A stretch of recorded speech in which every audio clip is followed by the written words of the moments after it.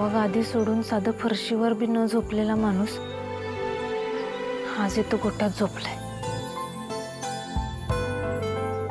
का करताय तुम्ही हे सगळं? तुम्हाला झालेला त्रास नाही बघवत का हट्ट करताय तुम्ही?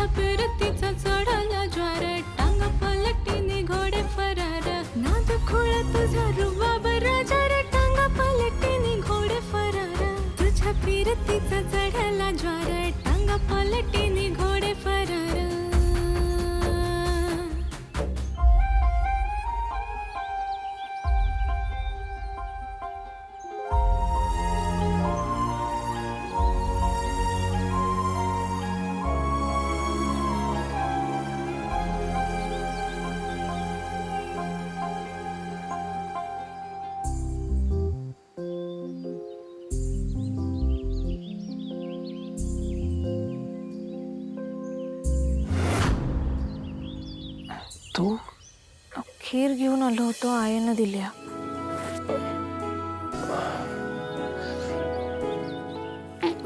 अहो सावकाश।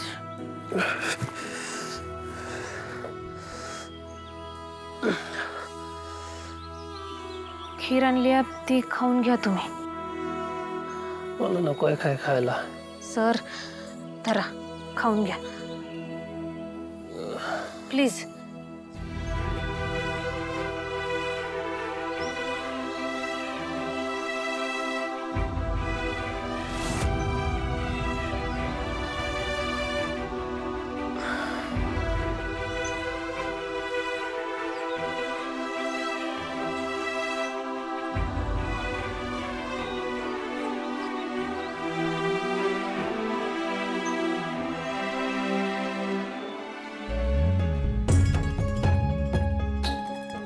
छान से खीर।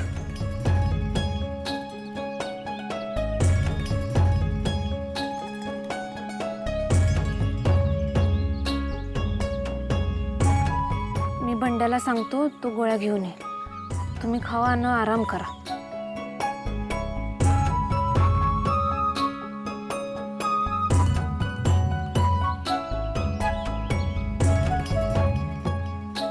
झोपा तुम्ही, मी पाठवतो त्याला। सकाळची पहिली बस आहे मुंबईची, त्यानं जावं तुम्ही परत मुंबईला। नका थांबू इथं, लय त्रास व्हायला लागलाय तुम्हाला। तुम्ही जावं तुमच्या आईकडं, त्या वाट बघत असतील सर। इथं थांबून तुम्ही फक्त तुमचा वेळ वाया घालवताय। मी नाही येणार परत मुंबईला, तर प्लीज तुम्ही आराम करा, सकाळी लवकर उठायचंय।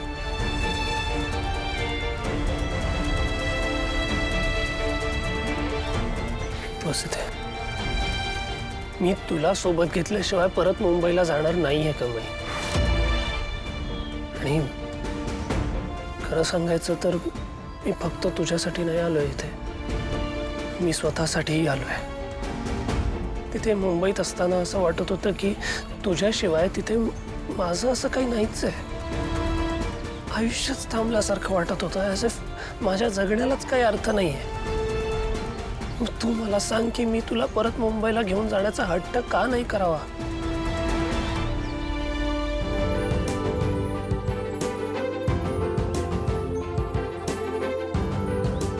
झोपा तुम्ही.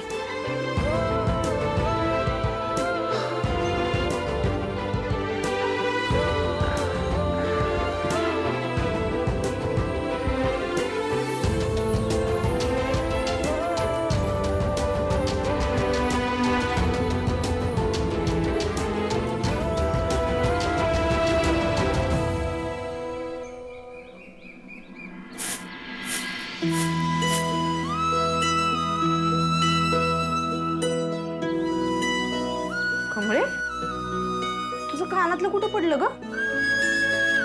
हं? कुठं गेला? असं कसं होईल? कुठं गे निंगे? कोणाला घावलं तर नशीब ग. खरं गेलं तरी कुठं? काय कमळी मोहिते आहेत का घरी? ऋषी सर, अहो तुम्ही इथं काय करायलाय? हा, आता 2 दिवस झालं आम्ही तुमच्या गावात राहायला आलोय आणि तुम्ही अजून बी आम्हाला घरला बोलवलं नाही. म्हणलं आपणच यावं निर्लज्जासारखं. हा, अहो असं काय? या की आत या. आव दमा ना. थँक्यू. काय चालू आहे? धान्य निवडताय? पेरणीची तयारी? होय. अहो ते बी चांगलं असलं तर पीक बी चांगलं येते की नाही, म्हणून निवडत बसलेलो. हा बरं, हे घे. गोठ्यात पडलं होतं काल. अरे देवा, अहो ह्याच्याबद्दलच बोलत होतो बघा. कुठं पडलं होतं कुणास ठाऊक. लय टेन्शन आलं होतं. बरं झालं घावलं. हा,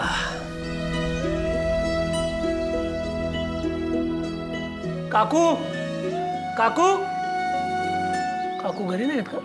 अहो आई गावात गेली अजून धान्य आणायला. कमळे, जरा बाहेर ये.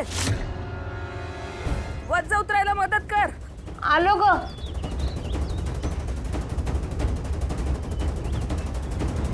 एक कमी थांब, मी बघतो.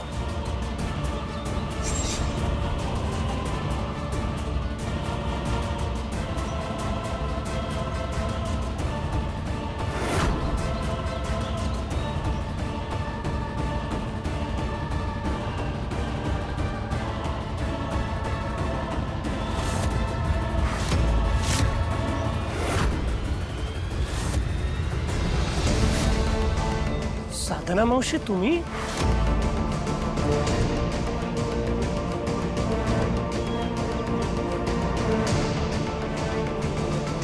मावशी, अहो तुम्ही घरातनं अचानक निघून गेलात आणि तुम्ही या गावात काय करताय?